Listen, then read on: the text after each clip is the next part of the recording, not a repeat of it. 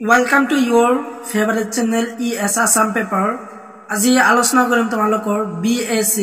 under টকাই Environmental Assessment and Educationৰ chapter number 3 এৰ কিছুমান important question answer আলোচনা কৰিম 2 marksৰ তোমালোকৰ chapter number 3 টো হল যে পৰিবেশীয় নৈতিকতা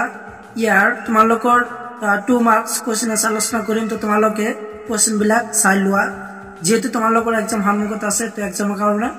গুৰুত্বপূৰ্ণ question answer লৈ আহিছে তো তোমালোকে question বিলাক চাই থকা আৰু ভিডিও হেক লৈ ভালদৰে চাই লোৱা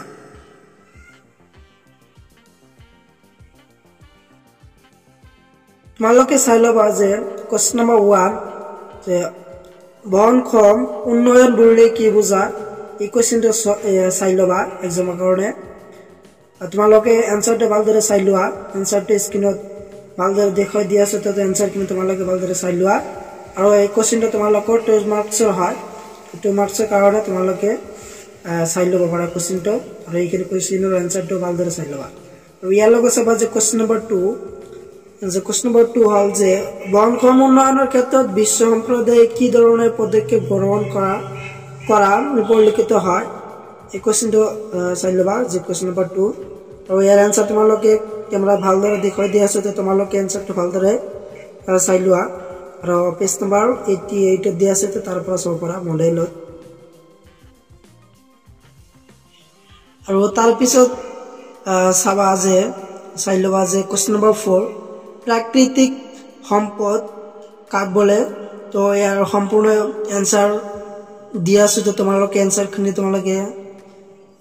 চাই লোৱা কেমেৰাৰ পৰা আৰু স্ক্ৰিনশ্বট মাৰি লবা এটা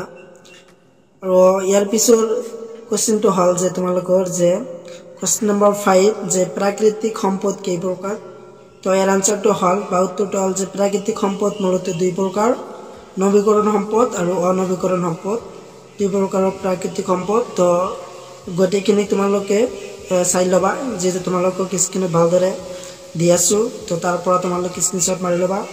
নহলে তোমালোকে পেজ নম্বৰ 89 দি আছে তো তাৰ পৰা চাব পৰা যেহেতু এইবিলাক কোৱেশ্চন তোমালোকৰ এক্সামৰ কাৰণে অত্যন্ত গুৰুত্বপূৰ্ণ হয় ভেৰি ইম্পৰ্টেন্ট হয় এইবিলাক আৰু তাৰ পিছৰ কোৱেশ্চনটো হল যে কোৱেশ্চন নম্বৰ 8 যে প্ৰাকৃতিক সম্পদ সংৰক্ষণৰ উদ্দেশ্য কি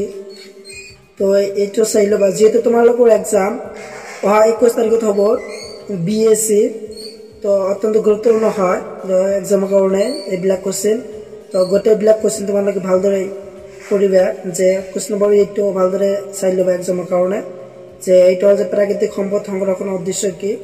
তো ইয়াত ভালদৰে আনসাৰ কিন্তু তোমালোকে দিয়া আছে তো তাৰ পৰা সম্পূৰ্ণ কিন্তু তোমালোকে চাই লবা আৰু ভিডিও হেক লৈ চাই থকা আৰু আছে কোৱেশ্চন আৰু পিছৰ কোৱেশ্চনটো হল যে কোৱেশ্চন নম্বৰ 10 যে পৰিবেশ সংৰক্ষণৰ বাবে জনসচেতনতাৰ প্ৰয়োজন আছে নে তো পৰিবেশ সংৰক্ষণৰ বাবে জনসচেতনতাৰ প্ৰয়োজন আছে নে তো এইটো চাই লব পৰা এক্সামৰ কাৰণে তো পৰিবেশ সংৰক্ষণৰ বাবে জনসচেতনতাৰ প্ৰয়োজন আছে নে তো আনসাৰ কিনে তোমালোকে ভালদৰে কৰি লবা যে তোমালোকে কেমেৰাত ভালদৰে দেখাই দি আছো তো তাৰ পৰা তোমালোকে ভালদৰে চাই লবা আৰু আছে তো নেক্সট কিনে লৈ তোমালোকে চাই থকা আৰু question number 12 very important question number 12 যে পৰিবেশ শিক্ষাৰ অৰ্থ আৰু সংজ্ঞা দিয়া তো এই কোৱেশ্চনটো চাই লব পৰা যে কোৱেশ্চন নম্বৰ 12 আৰু পেজ নম্বৰ 92 দিয়া আছে তো তাৰ পৰা চাই লবা আৰু কেমেৰাত তোমালোকৰ আনসাৰ কিনে লগতে কোৱেশ্চন আৰু আনসাৰ দিয়া আছে তো তোমালোকে তাৰ পৰা চাব পৰা কেমেৰাৰ পৰা মোবাইল পৰা আৰু নেক্সট কোৱেশ্চনটো হল যে কোৱেশ্চন নম্বৰ 13 যে পৰিবেশ নীতি শাস্ত্ৰ বুলিলে কি বুজা তো এইটো হয় অত্যন্ত গুৰুত্বপূৰ্ণ কোৱেশ্চন যে পৰিবেশ নীতি শাস্ত্ৰ বুলিলে কি বুজা এৰ আনসাৰ তোমালোকে সম্পূৰ্ণ কিনে ভালদৰে দেখাই দি আছো তো চাই লবা আৰু নেক্সট চাবা যে তোমালোকে কোৱেশ্চন নম্বৰ 14 পৰিবেশ অধ্যয়নৰ আৱশ্যকতা কি তো এইটো চাই লবা আৰু পেজ নম্বৰ 92 দি আছে কোৱেশ্চন বিলাক কোৱেশ্চন নম্বৰ 15 যে পৰিবেশ সম্বন্ধীয় নীতি শাস্ত্ৰ কি এই কোৱেশ্চনটো ইম্পৰ্টেন্ট হয় পৰীক্ষাৰ কাৰণে যে পৰিবেশ সম্বন্ধীয় নীতি শাস্ত্ৰ কি তো ইয়াৰ উত্তৰ ভালদৰে দেখাই দি আছো তো তাৰ পৰা চাই লবা আৰু তোমালোকৰ কোৱেশ্চন নম্বৰ 19 তো 19 কোৱেশ্চনটো চাই যাবা যে পৰিৱেশ সম্পৰ্কত জনসাধাৰণৰ সজাগতাৰ আৱশ্যকতাৰ প্ৰয়োজন হৈছে কিয় তো এইটো চাই যাবা আৰু আছে তোমালোকৰ নেক্সট কোশ্চেন তো নেক্সট খিনিলৈ তোমালোকে চাই থকা ইয়াৰ আছিল তোমালোকৰ কোশ্চেন নম্বৰ 19 ৰ এনসাৰ তো এনসাৰ খিনি তোমালোকে চাই লোৱা আৰু আজিৰ ভিডিঅ'ৰ শেষৰ কোশ্চেনটো হ'ল যে কোশ্চেন নম্বৰ 21 পৰিৱেশীয় বিশ্বকেন্দ্ৰিক চিন্তাধাৰা কি এই কোশ্চেনটো অত্যন্ত গুৰুত্বপূৰ্ণ হয় ভেরি ভেরি ইম্পর্টেন্ট যে কোশ্চেন নম্বর 21 যে পরিবেশীয় বিশ্বকেন্দ্রিক চিন্তাধারা কি তো এর আনসারটা হল যে বিশ্বকেন্দ্রিক চিন্তাধারা আমাক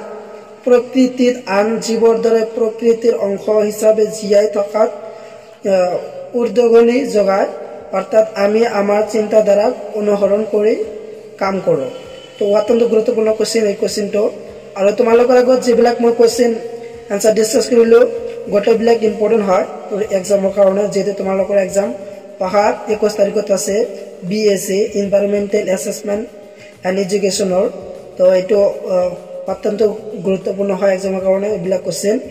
আৰু এনেকুৱা গুৰুত্বপূৰ্ণ ভিডিঅ' পোৱাৰ কাৰণে মোৰ চেনেলটো সাবস্ক্ৰাইব কৰি থোৱা